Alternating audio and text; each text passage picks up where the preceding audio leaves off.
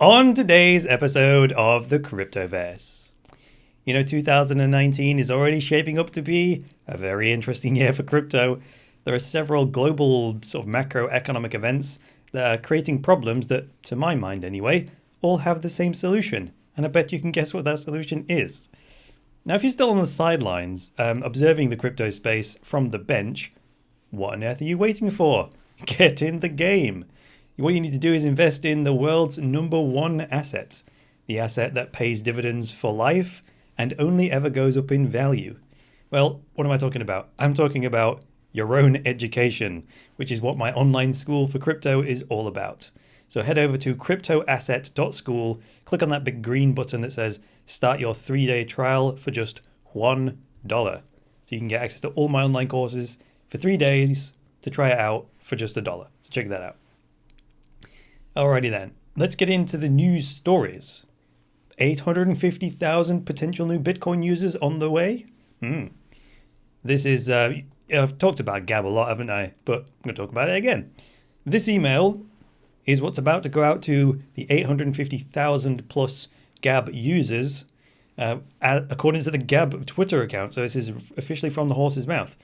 So they're like, blah, blah, blah. They've been banned from all payment processors, as I've been reporting, including PayPal, Stripe, Coinbase, and BitPay. Even the crypto payment processors. Gab coined this term, Bitcoin is free speech money, no bank or corporation, and blah, blah, blah, blah, blah, blah. And they say, at the end of the day, they are now stuck with only a couple of ways of receiving money. One is money orders, one is checks, and one is Bitcoin. Can you believe this? So they can't process fiat payments at all. Money orders that you get from the post office, right? Or Bitcoin is obviously much, much better. So that's the email to their users. Now, this is a lesson in marketing. So, I've been in marketing for, I don't know, forget, so long. But if I looked at this as a marketing project and Bitcoin were a product, then I'd be like, okay, so there are 3 criteria when looking at a market. What you want is a market of customers that are number 1, irrationally passionate, number 2, great in number, it needs to be a lot of them, and number 3, easily reached. So irrationally passionate, great in number, easily reached. If you find a market like that, boom, you've got a winning product. Now, interestingly, let's just use Gab as the example. Their followers are irrationally passionate, right? They are super passionate about free speech and speaking truth to power and all that kind of thing. Check. Are they great in number? Well, 850,000, it's pretty decent size. Are they easy to reach? Well, of course, because Gab can just broadcast a message to their entire user base. So we have the 3. Now, what's interesting is these 3 criteria, when looking at marketing Bitcoin or crypto, irrationally passionate, great in number, and easily reached, well, more and more people are going to be fit into that definition as time goes on. And we'll talk about more about that as we get into the other macroeconomic events that are putting pressure towards crypto. So now only Bitcoin checks and money orders are ways that Gab can get money in. So note this, though, that Gab ignored Bitcoin until they couldn't. So that's the ultimate acid test. Gab just was straight up corporate business about it. They were just not interested in Bitcoin, no matter how interesting it is as a technology, don't care unless we can see a real problem that it solves, not interested. Guess what? Now it solved a real burning problem for them. Their very survival is on the line.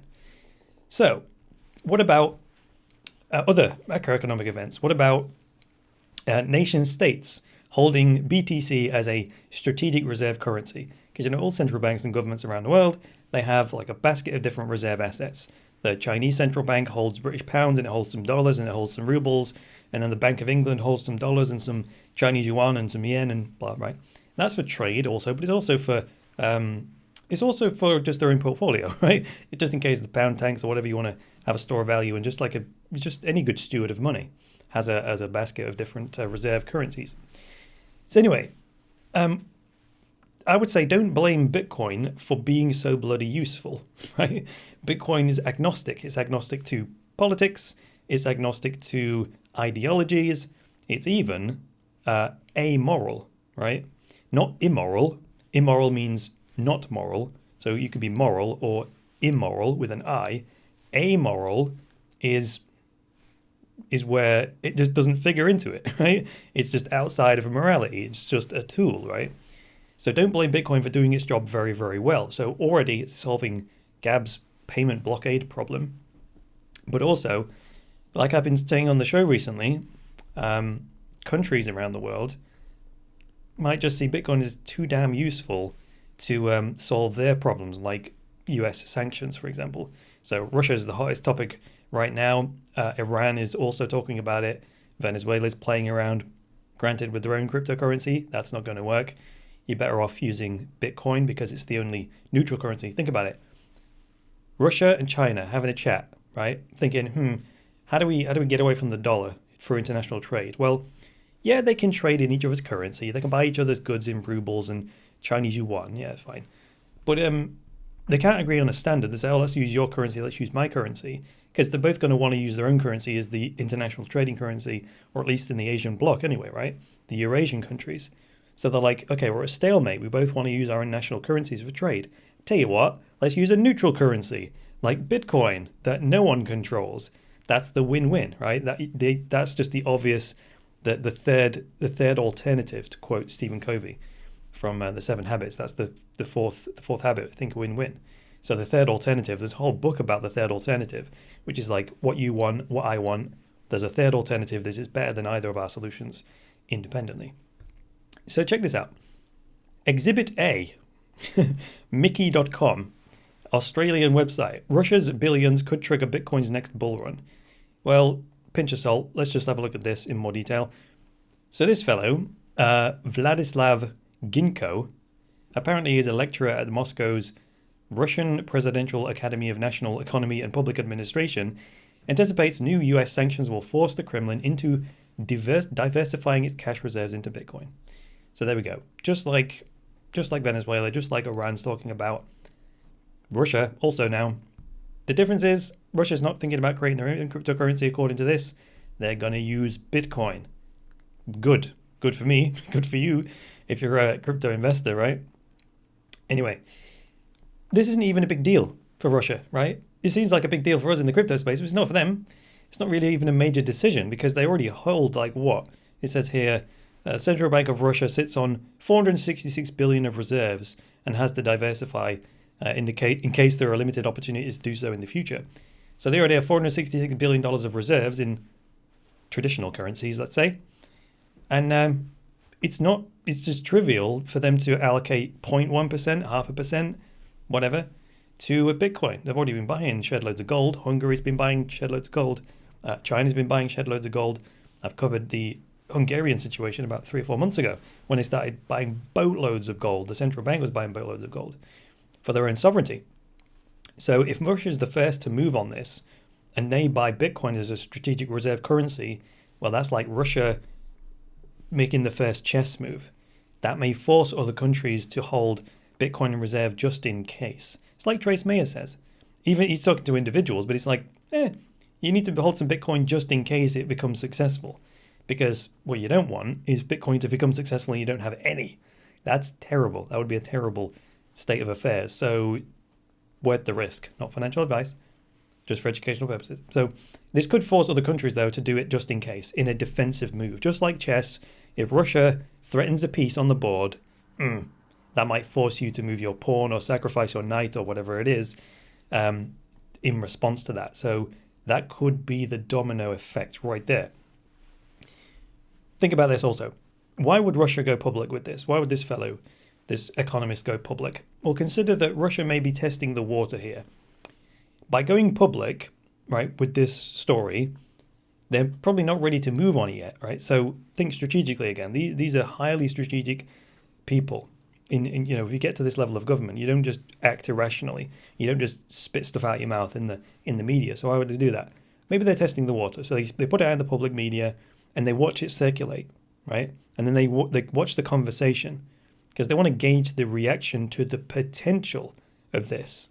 And then they can take that import back into their strategy and decide if they actually want to act on it or not, or adjust their approach. See, that's how these people think. And that's how I think anyway, very strategically.